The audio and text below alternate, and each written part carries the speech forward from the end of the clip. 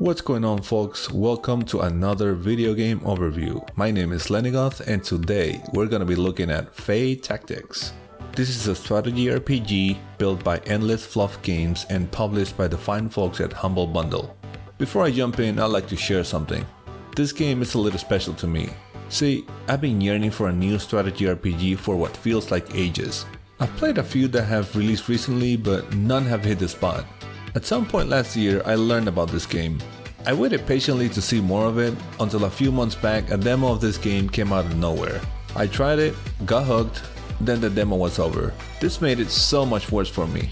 After the demo, I remember checking in every few days, hoping new information came out of the game or the release date was announced. I must have spent about 2 months doing that until they finally announced the release date. Once it released, and after playing it for a while, well, I can say that my itch has been scratched, but it most definitely still itches. Anyways, on to the overview. In Fae Tactics, you take control of the magic slinging Peony while she looks for her mom. You have 2 trusted companions, and throughout your journey you make allies and collect Fae which you can summon into battle. The game features a menuless tactical battle system where your actions are determined by your targets. For example, if you target yourself or an ally, then you'll be performing some sort of buff on yourself or the target ally. If you are targeting an enemy, then you'll be performing an attack on that enemy. There's a little bit more to it than that, but that should be sufficient for a high-level explanation.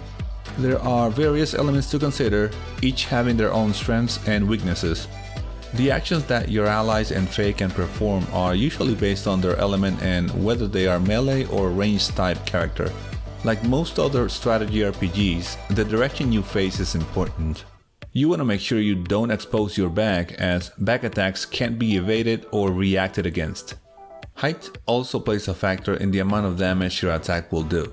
Attacking from higher ground gives you a bonus called Bird's Eye. The higher your ally is in comparison to your enemy, the higher this bonus will be. Attacks have a chance to trigger status effects, cursing the target if it succeeds. You can easily remove curses on your friendly units by enchanting them, which is nothing more than targeting that unit and performing your action on them. When a friendly unit reaches 0 on their HP, they enter a down state.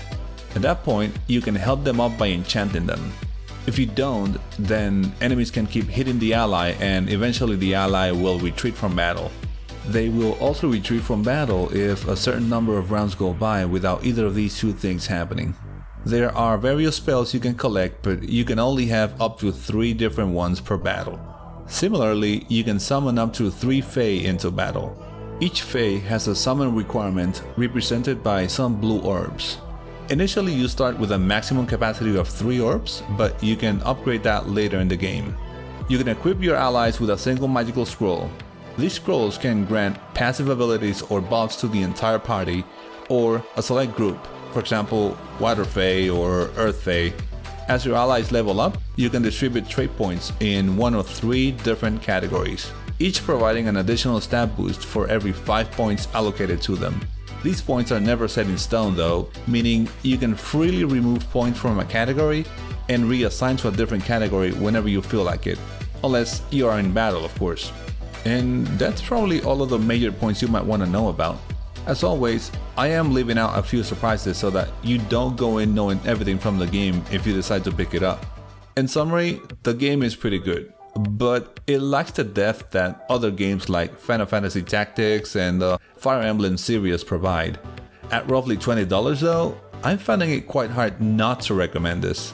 And that's it for my quick overview of Fae Tactics, the game that could have been, and it kind of was, but not quite. I still appreciate it, and I'd like to thank the developers for all of their hard work. I hope it pays off and you can continue to make this even better. Alright folks, thanks for tuning in. I hope you have an excellent day and I'll see you on the next one.